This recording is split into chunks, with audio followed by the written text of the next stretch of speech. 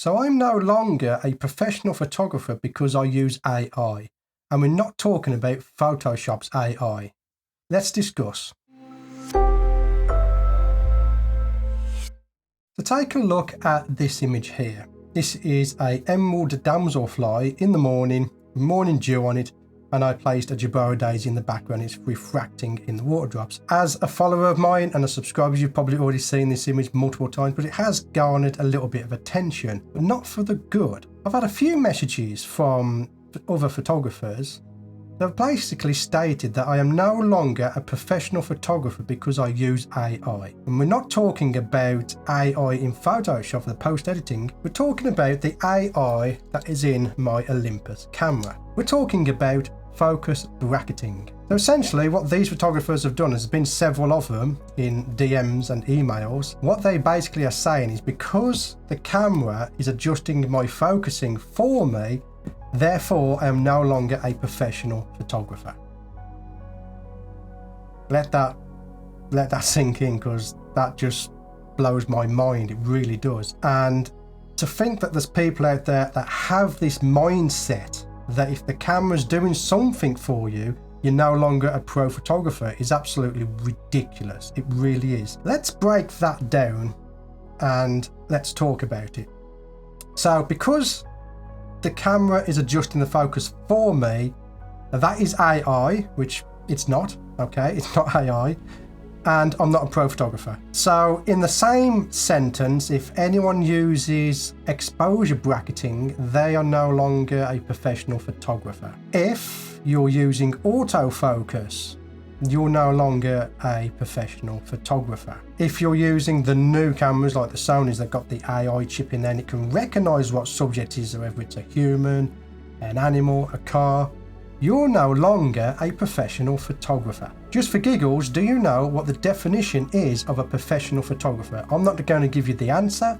I want you to pause the video, post in the comments below what is a professional photographer. Maybe we can educate a few people out there that have this mindset that everything has to be on manual. Let me tell you now, if you're a beginner, a professional, no matter where you are in your career or your hobby, you don't have to have everything on manual. If you want to allow the camera to make decisions for you, go ahead and you do that. So long as you're enjoying your photography, because if you're not, there's no point doing it. And the one thing I would suggest is you ignore the haters out there, because no matter what level you're at, you're going to get someone who hates you. And I think that's what this video is going to be all about. I'm just going to give you some advice moving forward and dealing with these people.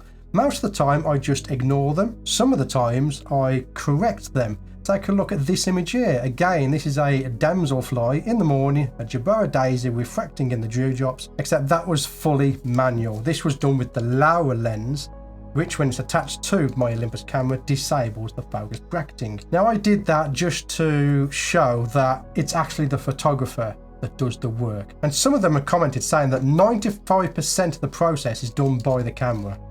Let me tell you now, the photographer sets the camera up, the photographer finds the subject, the photographer composes it, exposes it, gets everything right, and the camera sure as hell didn't find the daisy and sure as hell didn't put it in the background. I did all that.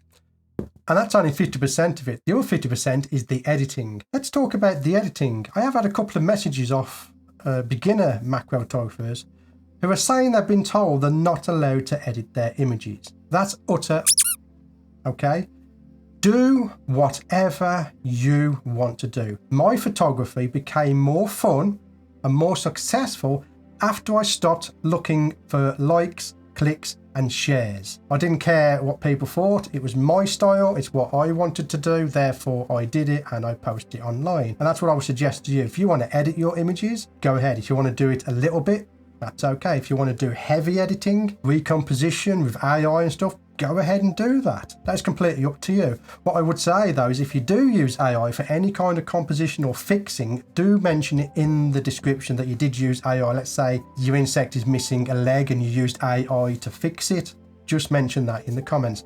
Now the only exception to that is if you're doing it for a competition and it states in the rules that it's only light editing, then obviously then you would stick to the rules. But you would stick to the rules because you're entering a competition. If you're going out there and you're doing photography and you're just editing just for your own fun, ignore the haters.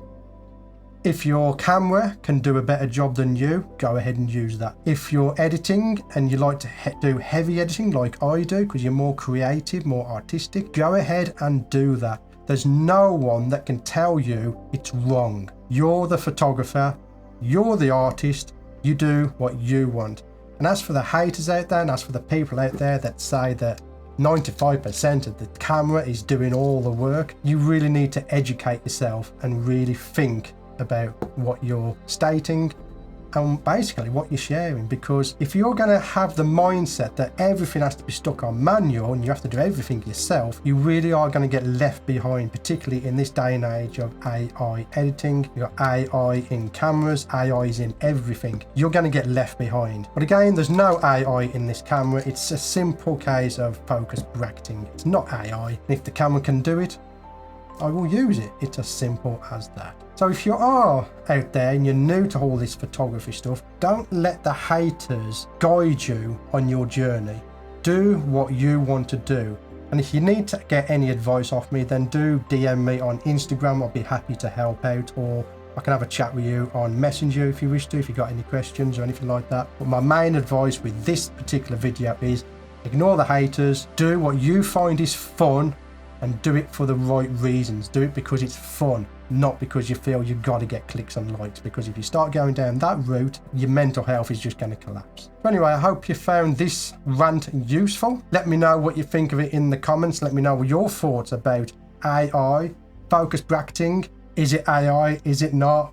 Should it be used or shouldn't it be used? In the comments below. And of course, do answer my question as to what is the definition of a professional photographer. But for now, I shall leave this video here. My name's Stuart Wood. Thank you for getting to the end of this one, and I'll see you on the next.